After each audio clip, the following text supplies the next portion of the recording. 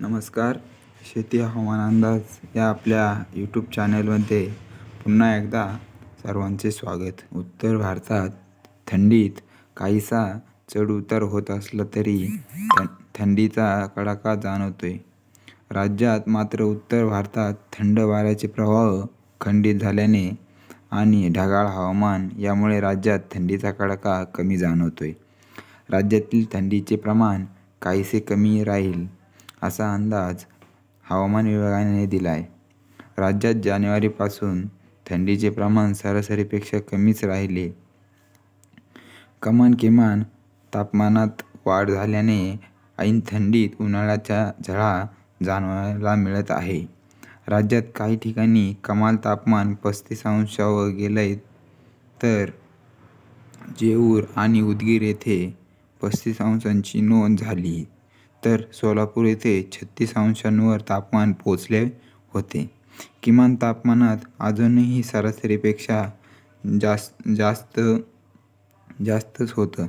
आज निफाड येथील गौ संशोधन केंद्रात 12.6 अंशांची नोंद झाली होती, तर इतर ठिकाणी तापमान 13 अंशांच्या पुढे गेलं होतं. त्यामुळे राज्यात थंडीचा कडाका कमी आणि उष्णता अधिक अशी परिस्थिती दिसते.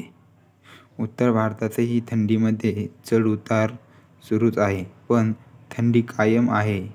आज राजस्थानातील गंगानगर येथील सपाट भूभागावर नीचांकी 4 अंश सेल्सिअस तापमानाची नोंद झाली होती. पूर्व राजस्थानात तापमानात समुद्रसपाटीपासून 5 किलोमीटर उंचीवर चक्राकार वाऱ्यांची स्थिती आहे. वायव्य भारतात 12.6 किलोमीटर उंचीपर्यंत 130 नॉक्स वेगाने पश्चिमेकडून जोरदार वाऱ्यांचा प्रवाह कायम आहे. मित्रांनो, हवामानामध्ये अचानक बदल होत असतात, पण आपल्या शेती हवामान अंदाज या यूट्यूब चॅनलवरती पावसाचे नवनवीन व ताजे अपडेट घेऊन येत असतो. त्यामुळे तुम्ही चॅनलला आत्ताच सबस्क्राईब नक्की करा. धन्यवाद.